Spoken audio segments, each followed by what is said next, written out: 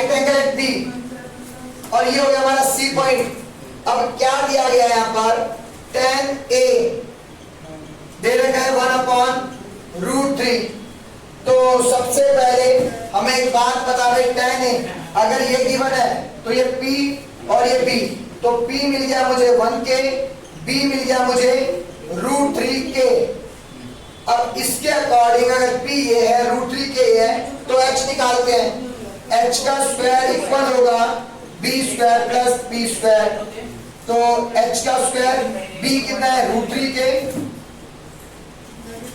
Plus P कितना है 1K का स्क्वायर। तो हमारे पास क्या निकला, H² बराबर 3K² प्लस 1K²। H² कितना आ गया, 3 और 1 4K²।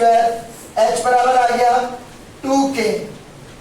अब ये चीज जो निकली है अकॉर्डिंग टू एंगल A के अकॉर्डिंग बेस है √3K, यानी कि ये आ गया √3K, A एंगल यहाँ है क्योंकि, तो परपेंडिकुलर ये आ गया 1K और ये आ गया 2K।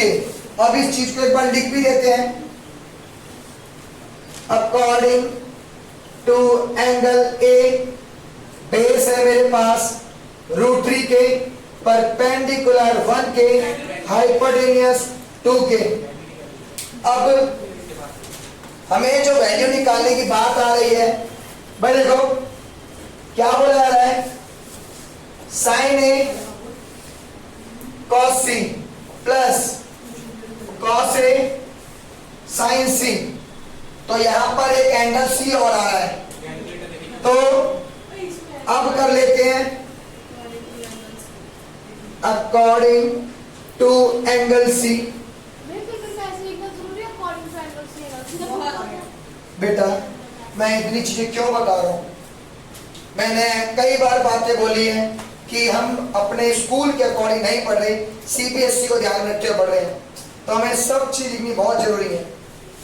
तो एंगल C के अकॉर्डिंग बेस ये रहा, मुझे मिल गया base 1K, perpendicular √3K, hypotenuse 2K।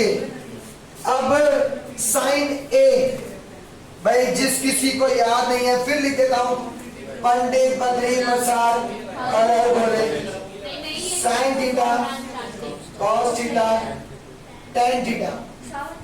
तो sin A, sin क्या होगा P/H, एंगल ये ना, तो ये रहा भाई P हमारे पास 1K, H मेरे पास 2K, cos C angle C है ना, तो यहां आ जाते हैं, क्या होगा B/H, B मेरे पास 1K, H मेरे पास 2K प्लस का sign cos A according to angle A angle के अकॉर्डिंग ये एंगल क्या होगा P/H, B मेरे B है मेरे पास √3K, H मेरे पास 2K, sin C यानी कि ये P/H, तो √3K अपॉन 2K।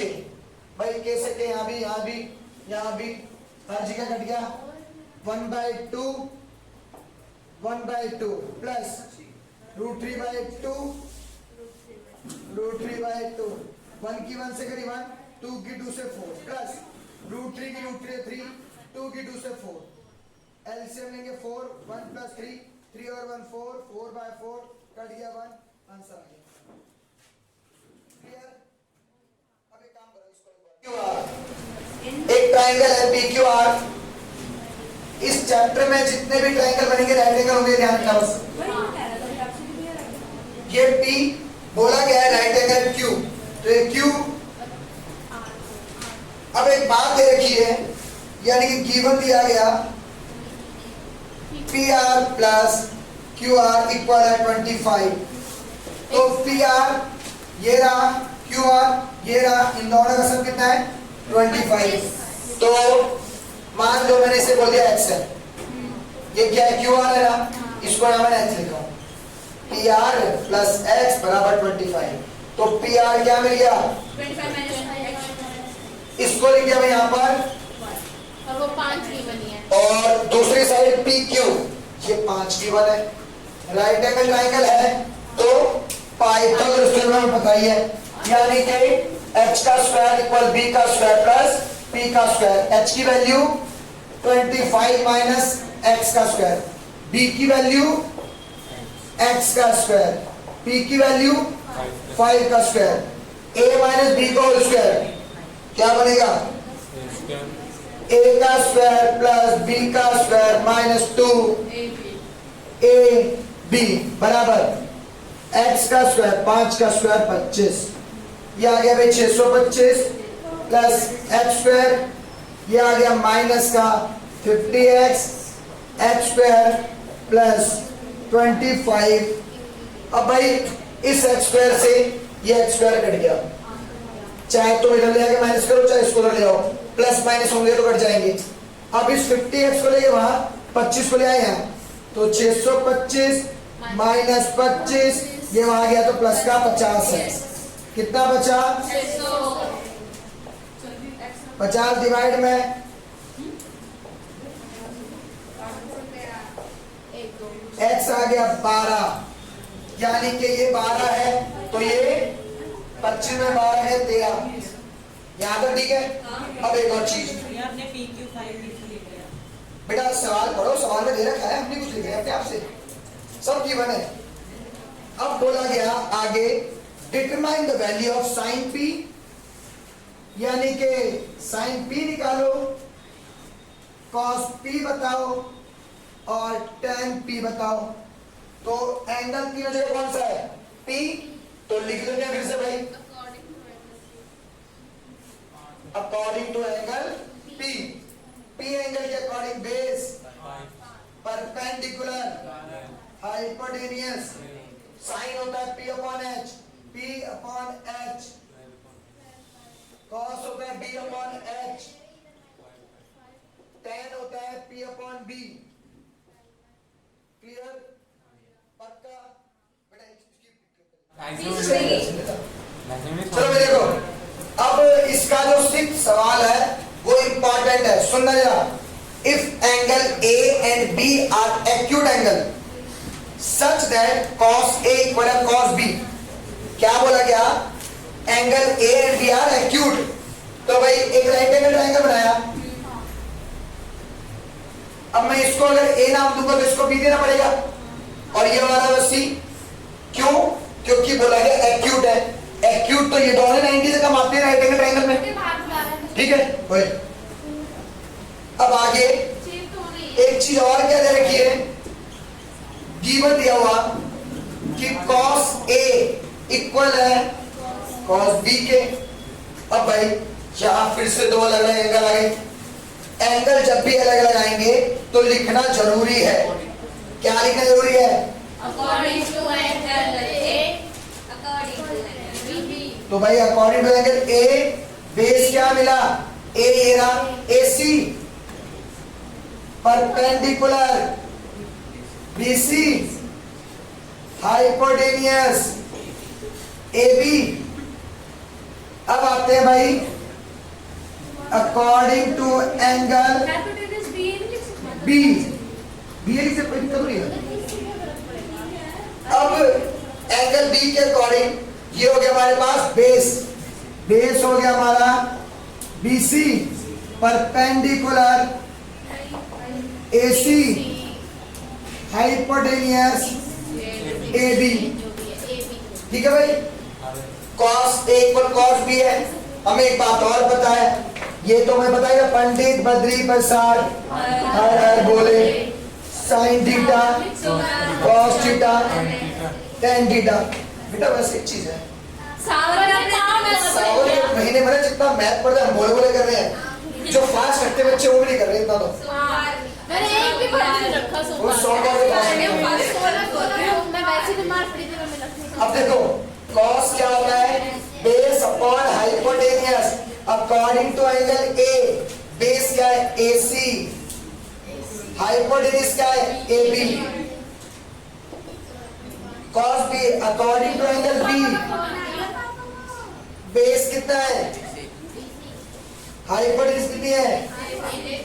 अब AB से AB कट जाएगा, AC इक्वल आ गया BC, यानी कि एक राइट एंगल ट्रायंगल के अंदर AC and BC are equal.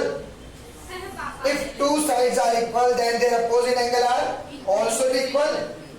अब सुनना दिया ध्यान से, अगर कभी किसी ट्राइंगल के अंदर कोई दो साइड इक्वल आ जाए तो उनके अपोजिट एंगल भी इक्वल होंगे। AC के अपोजिट एंगल ये रहा, इस साइड के अपोजिट एंगल ये रहा, तो एंगल A इक्वल हो गया एंगल B।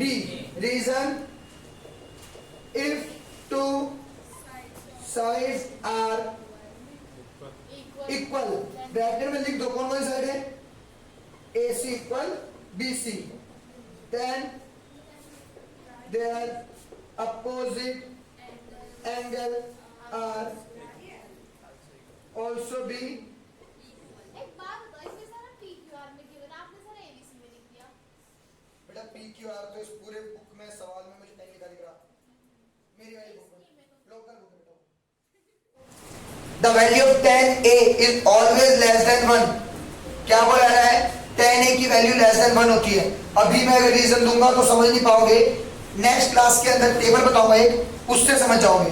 तो फर्स्ट वाले को रुक जाओ अभी, सेकंड सुनो। सेक A दिया गया है 12/5, अगला सुनना भाई,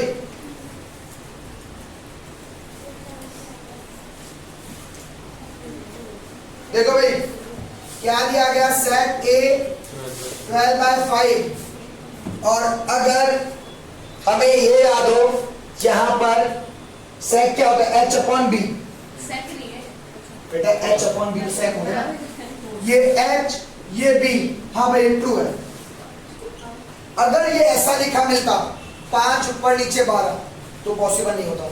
क्यों पॉसिबल नहीं होता, H सबसे बड़ी होनी चाहिए, तो उस कंडीशन में H 5 हुआ था, 5 पॉसिबल नहीं, उस पर H। नहीं समझ आ रही। दोबारा सुन, सबसे वैल्यू बड़ी राइट एंगल ट्राइंगल में कौन सी होती है, ये ना, और अगर मैं इसे लिख दूं, ये हो सकता पॉसिबल अभी नहीं हो सकता था, तो इसीलिए ये तो पॉसिबल नहीं था, पर ये तो पॉसिबल है ना, तो ये ट्रू है। अरे क्वेश्चन में पूछा क्या, मुझे यही नहीं समझ आ रहा।